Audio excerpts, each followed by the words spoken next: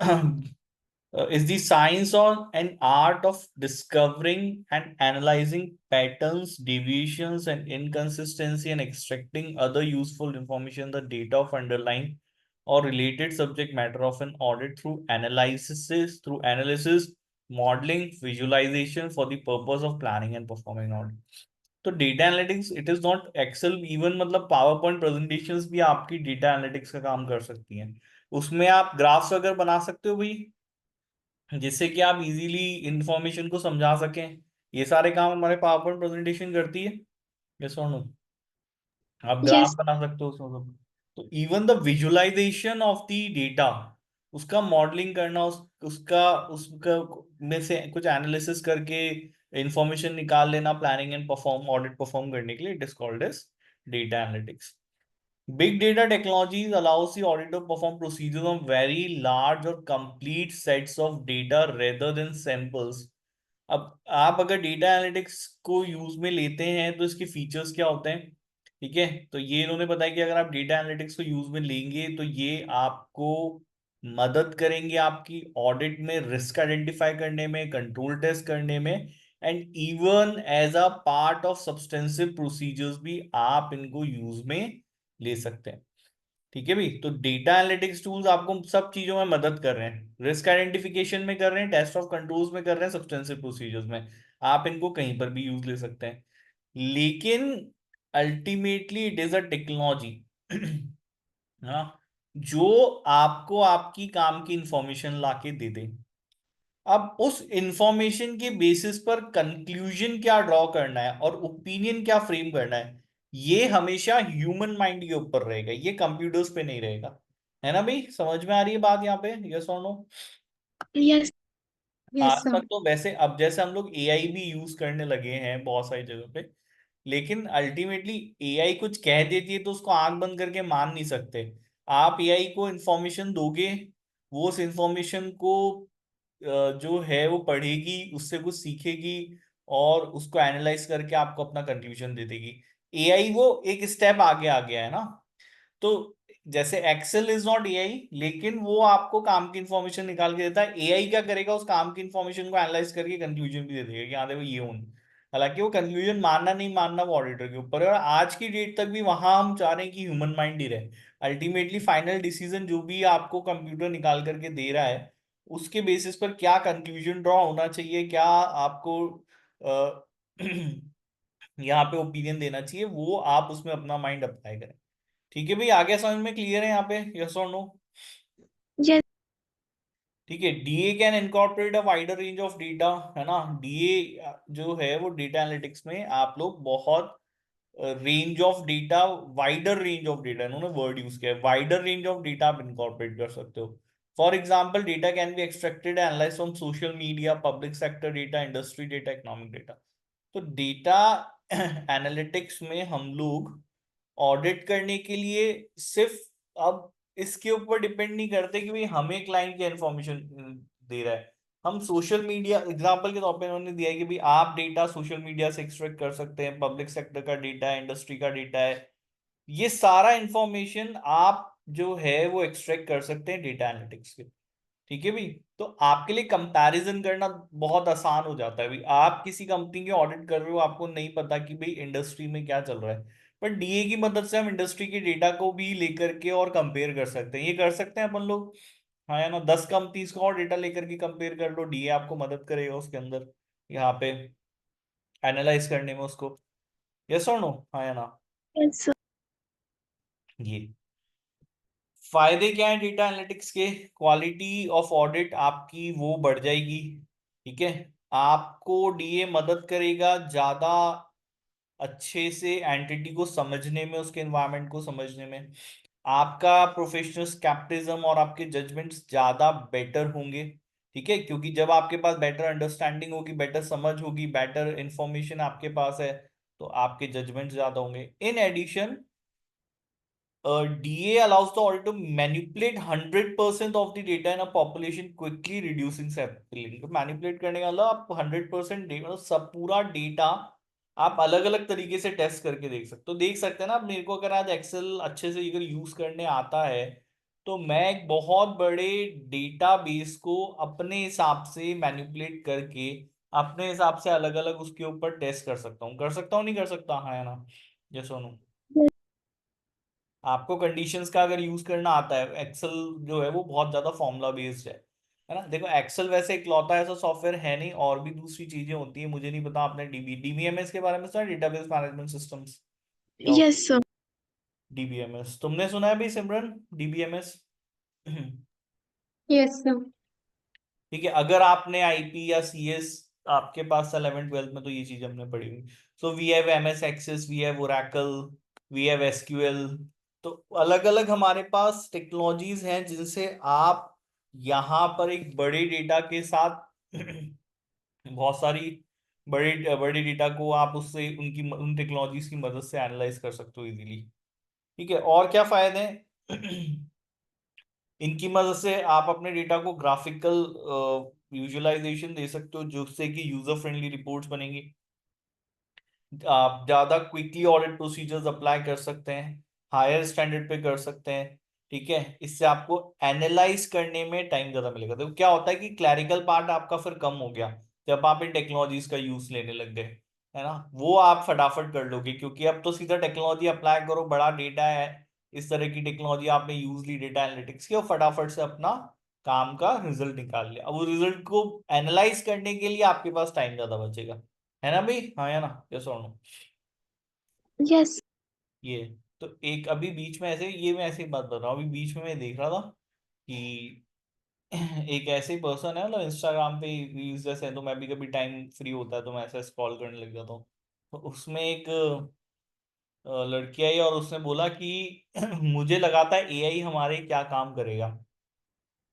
ठीक है, हमारे घर के काम करेगा एआई जब आ जाएगा, रोबोट जब आ जाएंगे, तो रूटीन के जो काम हैं जिनमें हमको फिजिकल की बहुत एफर्ट्स लगाने पड़ते हैं, दिमाग नहीं लगाना पड़ता, तो वो सारे काम करेगा और हमारे पास दूसरे काम करने का टाइम ज्यादा होगा, हम क्रिएटिव काम करने आते लगे। लेकिन अब जैसे ही एआई लोगों को समझ में आई है, तो एआई तो क्रिएटिव काम कर रही है और हम अभी भी वही दूसरे काम कर रहे हैं। क्रिएटिव काम तो आजकल कौन करने लग गया, वो एआई करने लग गई है ना? yes, sir. है ना? आप उससे पेंटिंग्स बनवा रहे हैं, आप उससे गाने बनवा रहे हैं, आप पता नहीं क्या क्या करवा रहे हैं उससे, तो उल्टा होता जा रहा है। मतलब ये वैसे बहुत अच्छी बात नहीं है अगर ह्यूमंस के पॉइंट ऑफ व्यू से सोचा जाए कि यार, अगर वंस एक बार एआई इतनी ज्यादा एडवांस हो गई कि वो डिसीजन मेकिंग में आ जाएगी, तो फिर एआई को लगेगा मुझे ह्यूमंस की क्या जरूरत है ना? क्या सुनो, Yes, sir. मुझे ऐसा लगता है, पता नहीं, आई डोंट नो कि नेक्स्ट 50 years क्या होगा और एआई किस तरीके से इवॉल्व होकर के हमारे सामने आएगी। बट मुझे थोड़ा सा ऐसा लगता है कि अगर एआई इतनी ज्यादा स्मार्ट हो, और अगर ऐसा हो जाए कि वो ये समझ ले कि जब मैं खुद डिसीजन ले सकती हूँ और ह्यूमन से बहुत बेटर डिसीजन ले सकती हूँ, इवन क्योंकि अब एआई का यूज हर जगह पे होने लगा है, even in a field of law हम लोग भी अब बहुत ज्यादा एआई पे डिपेंड होते जा रहे हैं धीरे धीरे ना। इवन जजेस भी आजकल क्या करते हैं, उनको लगता है यार क्यों इतनी मेहनत करनी है, एआई को सिचुएशन दो, एआई आपको रिजल्ट दे देगा, और उसके बेसिस पे मान लो कि ये करना है नहीं करना। तो ये सब चीजें, तो एक पॉइंट तो मुझे ऐसा लगता है यार, एआई कहीं इतनी स्मार्ट हो जाएगी वाकई, एआई को ये फील नहीं हो लगता है कि भाई ह्यूमंस क्या है ना? जैसा नो, मेरे मेरे मन का थॉट है ऐसे ही, पर मुझे ऐसा लगता है। तुम्हें भी लगता है कि तुम लोगों को भी ऐसा, हाँ, है ना? Yes, sir. Sir, will accounting ever be replaced by AI? कौन? Accounting as a profession, will it ever be replaced by ये AI? सब चीजें जहां तक क्लैरिकल काम होने हैं, वो सब चीजें देखो, मुझे लगता है कि फ्यूचर में बहुत ज्यादा एआई बेस्ड हो जाएगा, है ना? लोग अकाउंटेंट्स क्यों रखेंगे, उसमें करना ही क्या है? Ultimately you have to do some journal, वैसे भी वो तो अब होता नहीं है, अब आप वैसे भी कंप्यूटर्स का यूज लेते हो। Ultimately you feed your data in the particular system, जो भी ऑपरेशंस आप कर रहे हो, ये सब चीजें। अब धीरे धीरे जैसे ऐसे चीजें ऑनलाइन होती जा रही हैं, तो लोग अपनी परचेजिंग ऑनलाइन करते हैं, तो पूरा सिस्टम इंटीग्रेटेड है, वहाँ ह्यूमन एलिमेंट की जरूरत ही नहीं है, नहीं है ना जी जरूरत, क्योंकि जिस चीज कैसे किसी ने परचेज किया, सेल किया, वो ऑटोमेटिकली वही फर्स्ट इंस्टेंस से ही कैप्चर हो जाती है। अब ये तो, मैं कोई चीज अमेजोन से ऑर्डर करोगे तो उनको तुम्हारी एंट्री की अकाउंटिंग पार्ट करने की जरूरत नहीं, it will be automatically captured by the system. जैसे ही तुमने परचेज किया, बात खत्म हो गई, है ना भाई? ये सुनो, Yes, sir. तो ग्रेजुअली ऐसा होगा कि अकाउंटिंग या फिर ऐसी जॉब्स जो कि रिपीटेटिव नेचर की है, जहां डिसीजन मेकिंग इन्वॉल्व नहीं है, वो काम टेक्नोलॉजी ही करेगी। ठीक है, ह्यूमन एलिमेंट इवन मतलब और भी दिक्कतें होती आ रही है ना अब, जैसे इंडिया में तो नहीं बट यूएस के अंदर अमेजोन अपने वेयर हाउसेस में अब वहां पे वो जॉब्स जो जो पहले ह्यूमंस, मतलब उनके वेयर हाउस होते हैं बहुत बड़े बड़े, तो आपको एक जगह से सामान उठा के दूसरी जगह रखना है, तो उतनी टेक्नोलॉजी उन लोगों ने डेवलप कर ली कि अब उनके पास रोबोट्स हैं जो सामान उठाते हैं और दूसरी जगह रख के आ जाते हैं, तो वहां उन्होंने ह्यूमंस की रिक्वायरमेंट को खत्म कर दिया। तो जहां पर भी काम रिपीटेटिव नेचर का है, क्लैरिकल नेचर का है, वंस आज नहीं 50 साल बाद, 100 साल बाद, 200 साल बाद, वहाँ वहां इस तरह की टेक्नोलॉजी से लोगों के काम हुआ करेंगे। चलो ये तो क्या एक डिस्कशन है, मेरा व्यू था। मुझे ऐसा लगता है इसलिए मैंने डिस्कशन किया तुम लोगों के साथ। तो हमें हमें अपना स्किल डेवलप करना पड़ेगा ऑन समथिंग जो जो बहुत ज्यादा मेंटल एबिलिटी है ना, जहां माइंड लगाने की जरूरत है, जहाँ डिसीजन, हमें अपना वहां स्किल डेवलप करेंगे, ये मेरा मानना है। ठीक है भाई, आगे चले इसको पढ़े, जैसा सुनो। Yes sir. ठीक है, तो ऑडिट प्रोसीजर्स आपके ज्यादा जल्दी हो जाएंगे, हो गया। इसके मतलब अलावा आप ऑडिट प्रोसीजर्स कंटिन्यू बेसिस पे परफॉर्म कर सकते हैं, मतलब टेक्नोलॉजीज की मदद से ऐसा किया जा सकता है कि हम पैरेलल ऑडिट करते रहें, जैसे जैसे बिजनेस हो रहा है वैसे वैसे फाइनेंशियल रिपोर्टिंग हो रही है, बढ़ रही है आगे, वैसे वैसे कंटिन्यूसली आप उसकी ऑडिट कर सकते हैं। ठीक है, आपकी रिपोर्टिंग टाइमली बेस हो जाएगी, आप उन्हें हफ्तों में कर सकते हो जो काम आप पहले महीनों में लगा के करते थे। डीए की मदद से आप ज्यादा फ्रीक्वेंट इंटरेक्शन ऑडिटर और उसके क्लाइंट में होगा over the course of year, एक साल में आप कई बार, क्योंकि जब आप काम पूरे साल करेंगे या आप अपने प्रोसीजर्स पूरे साल आप कंटिन्यूसली कर सकते हो, तो आपका इंटरेक्शन बढ़ेगा। ठीक है, इससे बिलेबल हार्स में कमी आएगी। ठीक है, तो ऑडिटर के पास हो सकता है पैसा कम आए, ये भी बात है। यस और नो? यस। ये तो हमको नुकसान बताया डीए यूज करने का, कि ना आप कम समय में कर लोगे। ठीक है, तो इसलिए बिजनेसमैन के लिए फायदा, good news for the client, it will mean lower fees for the auditor, तो इन्होंने लिखा तो नहीं bad deal for the auditor, है ना। यस। चलो एक बात, डेटा एनालिटिक्स की अपनी कुछ कमियां भी हैं, वो भी इन लोगों ने कर लिया, स्टिल कुछ लिमिटेशंस है। As with analytical procedure in general the quality of DA depends on the reliability of the underlying data. तो डीए अल्टीमेटली डिपेंड करता है कि डेटा आपको कैसा मिला। अगर आपके पास प्रॉपर पूरा डेटा कैप्चर नहीं हुआ है, तो फिर इस टेक्नोलॉजी का अप्लाई करने का मतलब भी कुछ नहीं है। अगर मान लीजिए क्लाइंट आपको डेटा ही पूरा नहीं दे रहा है, या डेटा जो है वो रिलायबल डेटा नहीं है, तो डीए जैसी टेक्नोलॉजीज को यूज करके भी कोई फायदा नहीं है। फायदा है क्या उसका, कोई ये बताओ। जो डेटा ही करप्ट है या डेटा ही प्रॉपर पूरा नहीं है, तो आप कैसे तो क्या ही करोगे काम, उसके ऊपर रिलाई नहीं कर सकते, डेटा के ऊपर कर सकते हो, ये बताओ। No no. सर। ठीक है, तो analytical procedures ultimately they will be dependent on the data, और उसी के ऊपर आप सब करोगे। अगर डेटा कंप्लीट नहीं है तो कैसे होगा। फाइनेंशियल स्टेटमेंट्स में बहुत सारे अमाउंट ऑफ एस्टिमेट्स होते हैं जिनको डीए की मदद से इवेल्युएट नहीं किया जाता। जैसे कि एग्जांपल के तौर पे मैंने पहले भी आप लोगों से बात की है कि अगर मेरे को ये समझना है कि भाई डेप्रिसिएशन में जो एस्टिमेशन दिया गया है वो एस्टिमेशन किस हद तक सही है, ये काम डीए करके नहीं दे सकता, क्योंकि डीए भी फ्यूचर नहीं है ना। वो भी फ्यूचर प्रिडिक्ट थोड़ा ना कर सकता है, नहीं नहीं ये मशीन जो है वो 10 साल ही चलेगी।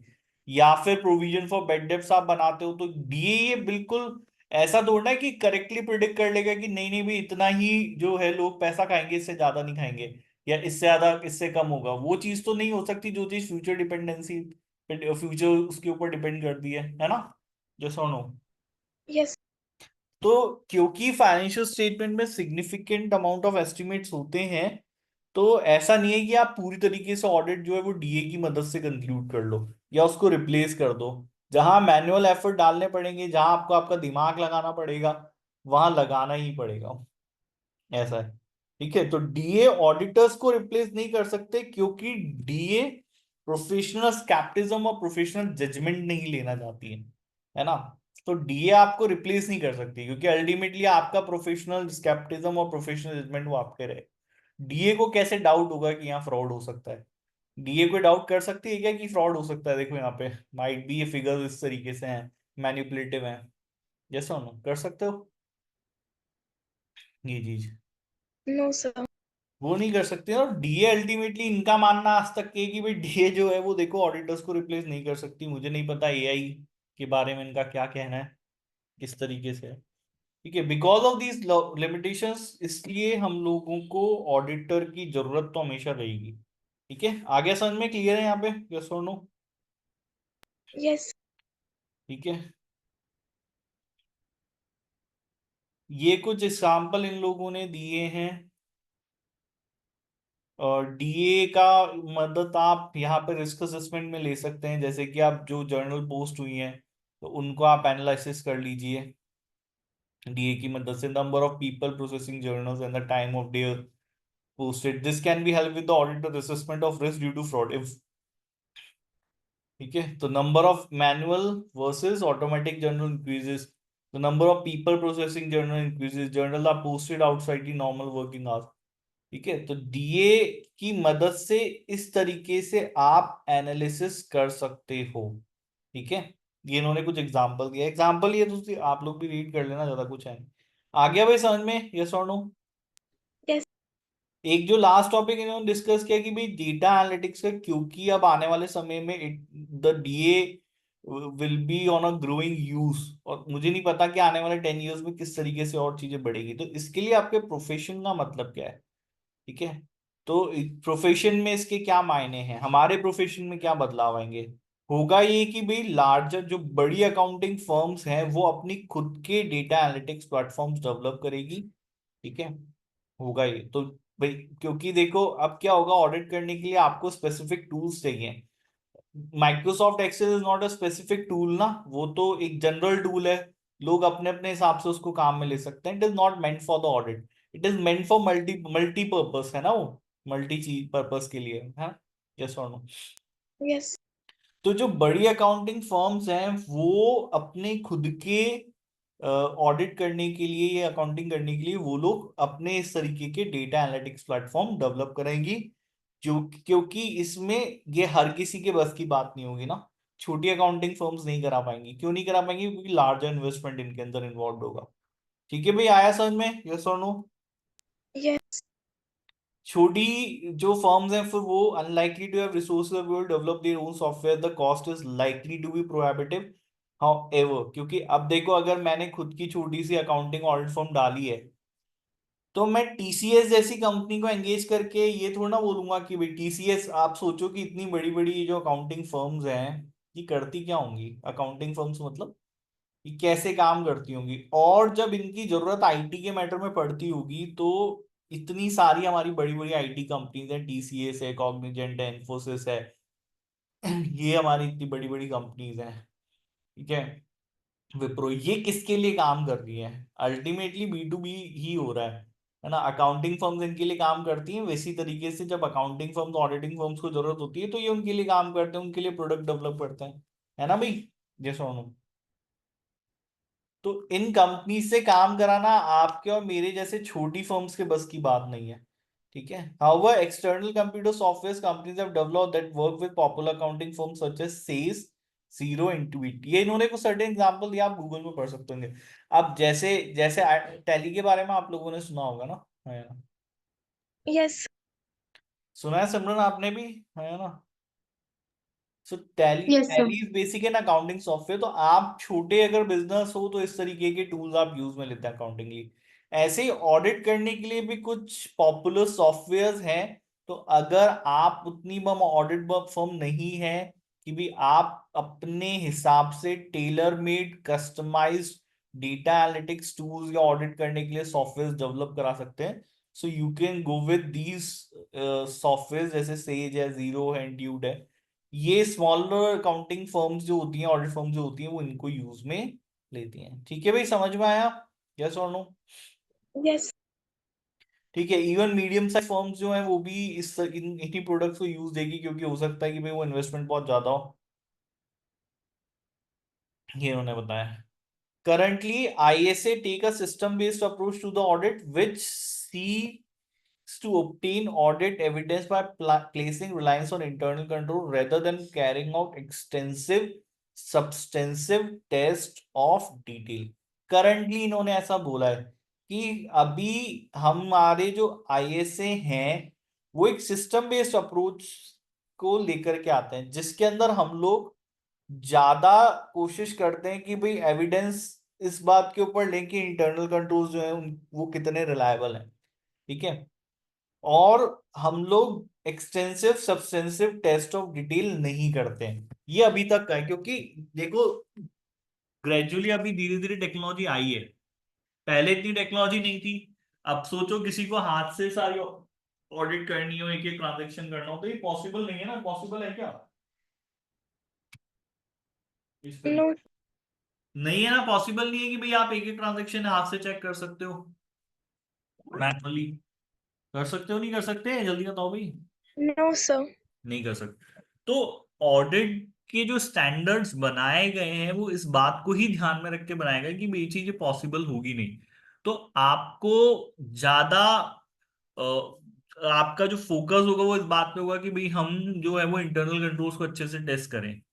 ठीक है, और उसके ऊपर रिलाय करें, और जो है वो टेस्ट ऑफ डिटेल्स कंपैरेटिवली हम लोग कम करेंगे इस तरीके से। बट ग्रेजुअली जैसे जैसे टेक्नोलॉजी एडवांस होगी वैसे वैसे आप टेक्नोलॉजी की मदद से सारे ट्रांजेक्शन्स जो है वो चेक कर पाओगे। मतलब टेस्ट ऑफ डिटेल का काम बहुत आप इन डेप्थ जाके कर सकते हो। ये कर पाओगे आप लोग?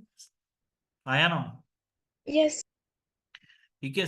समय के साथ ऐसा होगा कि अगर किसी कंपनी के 10 लाख ट्रांजेक्शन्स भी हुए हैं तो उन 10 लाख ट्रांजेक्शन्स को आप ऑडिट कर सको। नाउ ये क्योंकि होगा टेक्नोलॉजी की मदद से ही, तो ग्रेजुअली हमारे जो स्टैंडर्ड्स हैं उनको हमको इसी तरीके से क्या करना पड़ेगा, चेंज करना पड़ेगा। The development of DA represent a significant progression away from traditional auditing method. Therefore, as they become more widely used, ISA will need to be updated to reflect this innovation in auditing techniques. IASB की responsibility पढ़ा हमने आईएएसबी के बारे में, yes और no? Yes. तो समय के साथ, टाइम के साथ आईएएसबी की रिस्पॉन्सिबिलिटी है। और हो सकता है कि आपको चेंजेस कुछ देखने के लिए मिले। Auditors and business operate in environment with larger volume of transactions, greater complexity, greater regulation, the result of corporate failure. Technological changes means information systems are capable of capturing, analyzing, and communicating significantly more data than previously. As a result, stakeholders are expecting the auditor to perform an audit, and that includes a greater use of analytical। तो अब समय के साथ देखो आपसे ये उम्मीद रखी जाएगी कि आप ज्यादा टेक्नोलॉजी का यूज में रहें। एक्चुअली देखो आप लोगों के साथ अभी प्रॉब्लम नहीं है, आप तो अभी बहुत लर्निंग स्टेज पे हो। तो जैसे आप जब ये सब चीजें सीख करके आगे जाओगे, आप अपना काम स्टार्ट करोगे, whatever will be the technology available, you will going to adapt that technology, और आप फटाफट से काम सीख लोगे और आप करने लग जाओगे। होगा यही? यस और नो? Yes. तो आप अपने आप को एडजस्ट कर लोगे। ठीक है। लेकिन अल्टीमेटली ये स्टेज सबके साथ आती है।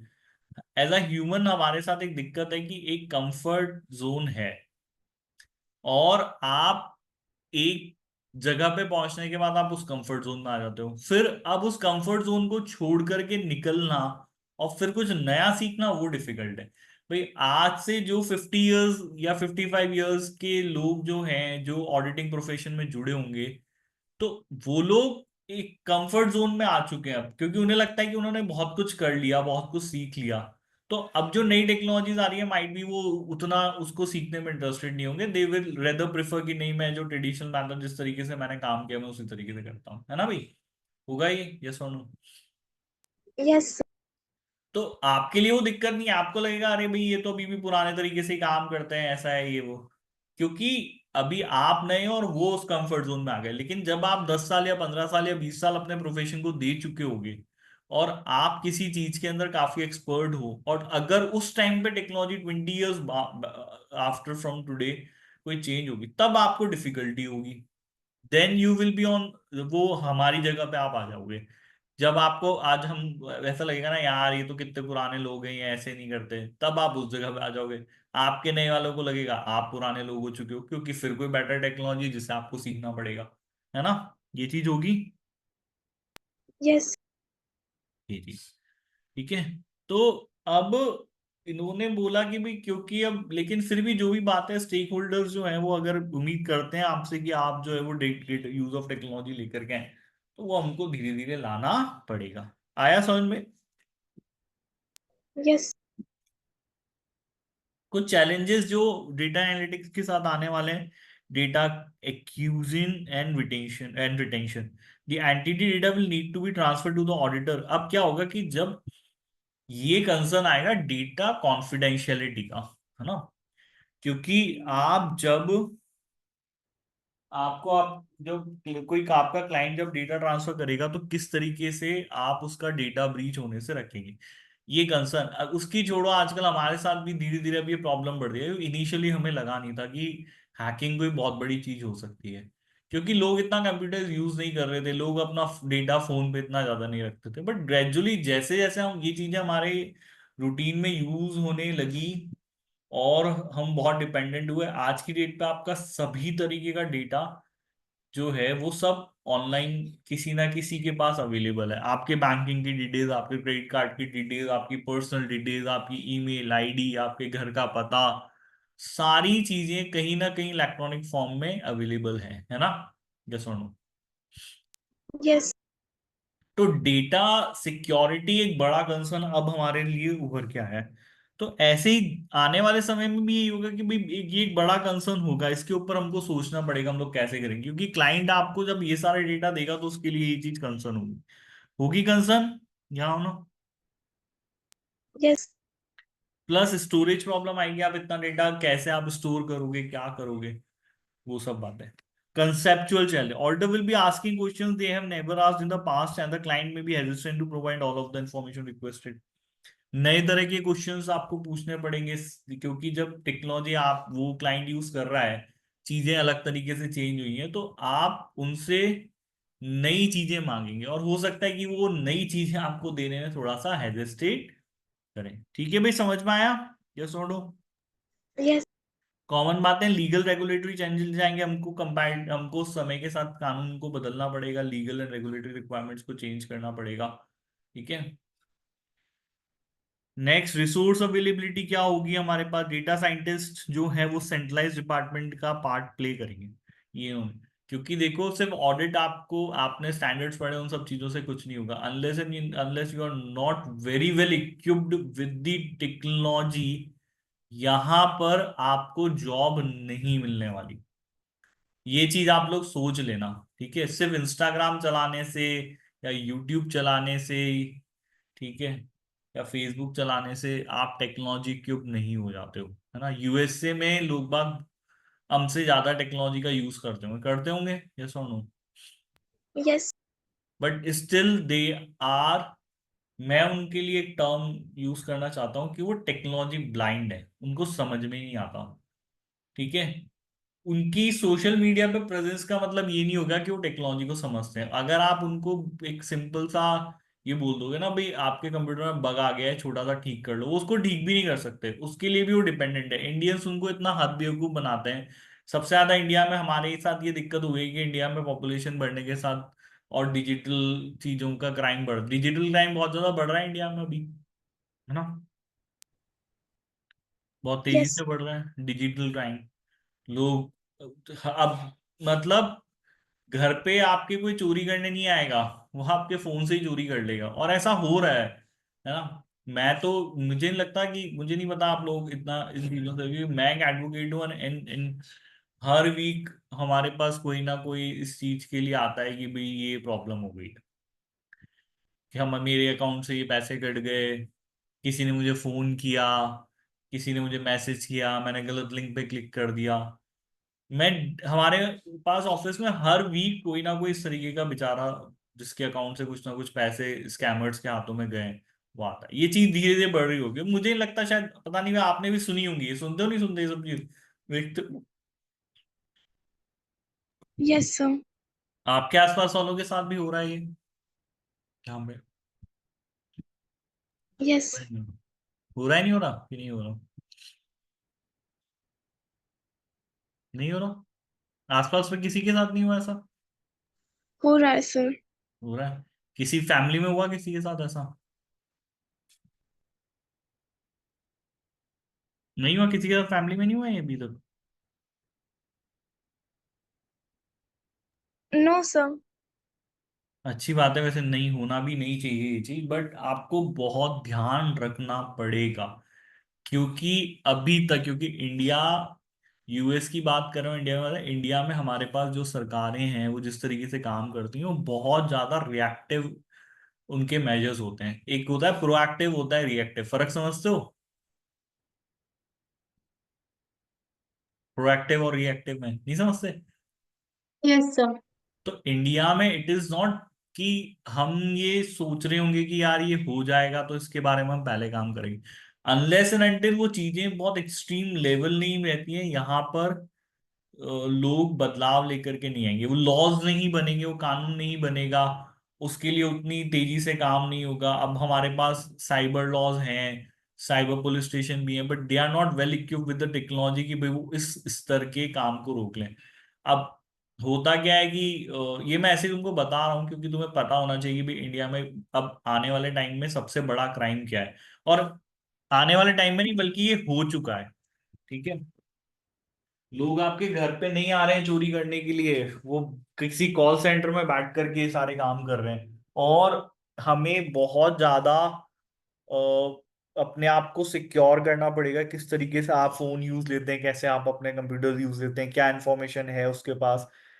है ना? हमारे पेरेंट्स, क्योंकि वो आप जितना टेक्नोलॉजी, वो उतना टेक्नोलॉजी नहीं समझते, तो वो क्या यूज में ले रहे हैं क्या नहीं ले रहे हैं, ये सब चीजें। तो होता क्या है कि अब मान लो कि आपके साथ स्कैम हुआ, आपके अकाउंट से कुछ पैसे कट गए। अब जिस जिस स्कैमर ने वो पैसे आपके अकाउंट से निकाले हैं, वो उन पैसों को खर्च भी तो करेगा, करेगा नहीं करेगा? ये बताओ। Yes sir. जब वो उस पैसों को खर्च करता है, तो वो पैसे और दूसरे अकाउंट में ट्रांसफर होते हैं। तो जैसे अब स्कैमर है, उसने स्कैम किया, हो गया, पैसा है, वो शॉपिंग करने चला जाएगा, वो ऑनलाइन कुछ खरीदेगा। तो अल्टीमेटली जब पुलिस वाले या कोई साइबर सेल या जब उसकी इन्वेस्टिगेशन करेगा, तो पूरी चेन को पकड़ेगा कि अच्छा ये वहां शॉपिंग करने गया। अब इसमें जहां से उसने शॉपिंग करी, उस बिजनेसमैन की तो कोई गलती नहीं है। उसको थोड़ा ना पता है चोर है, ये पैसे जो उसके खाते में थे वो चोरी से आए थे। उसकी गलती थोड़ा ना है। नहीं है।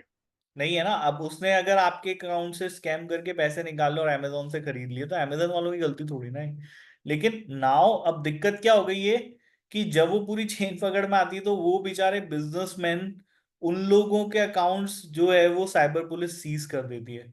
हमारे ऑफिस में हर वीक बेचारे कुछ ऐसे बिजनेसमैन आते हैं जिनके अकाउंट साइबर सेल सीज, उनकी कोई गलती नहीं है भाई। उनको थोड़ा ना पता है कि सामने वाला पर्सन चोरी करके लाया है ये पैसे। ठीक है? और उनके अकाउंट्स जब सीज हो जाते हैं, तो लाखों करोड़ों रुपए के ट्रांजैक्शंस उन बेचारों के रुक जाते हैं। और फिर पुलिस वाले क्या करेंगे, साइबर पुलिस वाले, कि नई नई इन्वेस्टिगेशन चल रही है, उन लोगों ने अलग बिजनेस बना लिया है। ठीक है, कोई बिजनेसमैन आएगा, उससे लो 50,000, क्योंकि उसके लिए तो अर्जेंसी वाली सिचुएशन हो गई, जैसे उसका अकाउंट सीज हो जाएगा, तो उससे और पैसे लो। ये इस तरीके से अब एक पूरा का पूरा एक माफिया यहाँ पे क्रिएट होता जा रहा है इस तरीके का। क्योंकि देखो, मैं बहुत ज्यादा इन सब चीजों में रहता हूँ इसलिए बता रहा हूँ, बट हमें इसके बारे में बहुत तेजी से सोचना पड़ेगा। द यूथ, तुम लोगों को भी ये चीज होनी चाहिए कि नहीं यार, सरकारें काम करें। क्योंकि देखो, आप जो अपनी गवर्नमेंट से मांगोगे ना, वही गवर्नमेंट आपको देगी। ठीक है? आप अगर कोई चीज मांगोगे नहीं तो देगी क्या? इंडिया में ज्यादातर बातें हम लोग रिलीजन के ऊपर करते हैं, तो इसलिए हमारी जो गवर्नमेंट्स होती है वो रिलीजन के ऊपर ही बात करती है, क्योंकि उनको पता है लोगों को चाहिए ये, ऐसी बात ही है। ये सुनो, यस सर। उनको पता है कि लोग हमें वोट क्यों दे रहे हैं। है ना? जो आज की गवर्नमेंट के वोटर्स हैं, वो मेजोरिटी ऑफ इस चीज में है कि भाई आप बात करो, हिंदुत्व की बात करो, या आप इस्लाम की बात करो, या इन सब चीजों की बात करो। तो वो वोटर जब चाहिए हो रहा है, तो वो वही बात कर रहे हैं। ठीक है? और हमें और कुछ सुनाई इसलिए भी नहीं दे रहा है क्योंकि लोग मांग नहीं रहे ना वो चीज। तो आप एज अ मैं ये बात बहुत अपने साथ के जितने स्टूडेंट्स होते हैं साथ के, मैं करता हूँ कि भाई आप जो चीज मांगोगे, वो आपके जो पॉलिटिशियंस हैं वो उस बारे में बात करेंगे, क्योंकि उनको पता है कि अल्टीमेटली देखो, हमको वोट उसी के में मिलेगा कि लोगों को अच्छा क्या लग रहा है सुनने में। तो उनको पता है कि यार अभी हम लोग जाएंगे और हम बात करेंगे, ऐसा हमने कर दिया, और हमने जो है मुस्लिम्स के अगेंस्ट में ये कर दिया, हमने हिंदुओं के अगेंस्ट में ये कर दिया, तो उनको सुनने में मजा आएगा। मजा आएगा तो वोट मिलेगा। तो यही चीज है। तो इसलिए जरूरी है कि अब ये बड़ा एक चैलेंज आता जा रहा है कि किस तरीके से भाई साइबर क्राइम को रोका जाएगा, क्या होगा। तो मैं चाहता हूँ कि लोग इस बारे में बात करें, है ना। It is for the purpose of information की भी ये है, बाकी और कोई पर्पस नहीं। चलो भाई खत्म करें इस टॉपिक को यहाँ पे, आया ना। Yes. हम्म।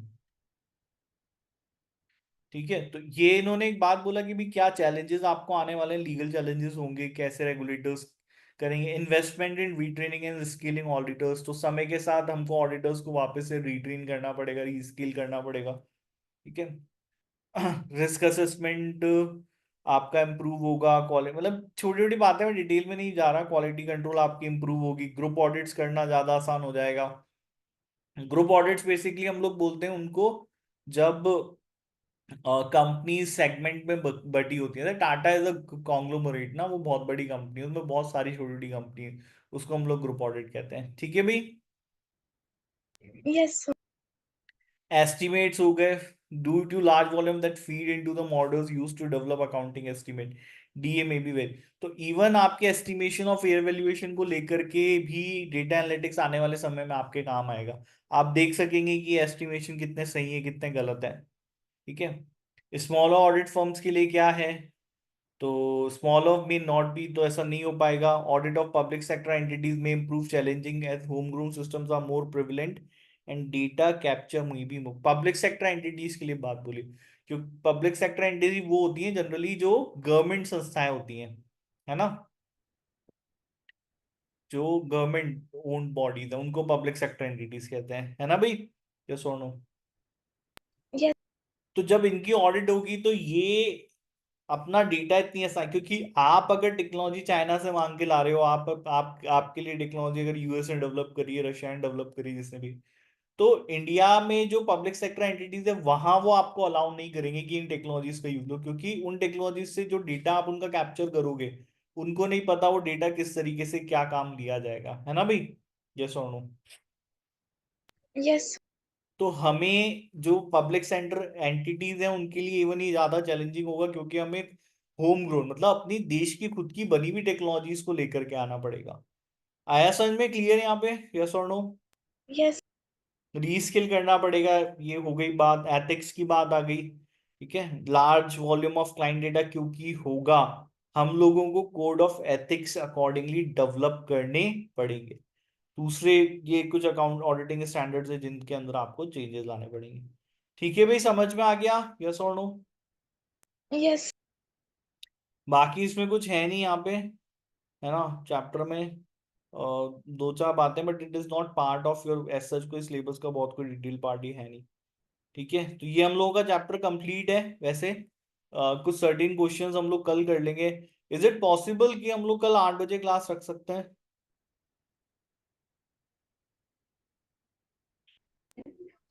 सर टैक्सेशन की क्लास चलती है 8:20 8:30 तक शाम को। अच्छा, और फिर उसके बाद 9 बजे क्या होता है। नथिंग, 9 बजे रख सकते हैं। सिमरन 9 बजे रख सकते हैं कल क्लास। Yes sir. ठीक है, तो कल हम लोग क्लास 9 बजे रख लेते हैं। ठीक है, तो 10 बजे तक फ्री हो जाएंगे। चलो भाई, उसको वैदिक बता देना अगर तुम लोगों की बात होती हो, तो अदरवाइज मैं इन्फॉर्म कर दूंगा। ठीक है। Yes okay sir. चलिए bye, good night. Good night sir, bye.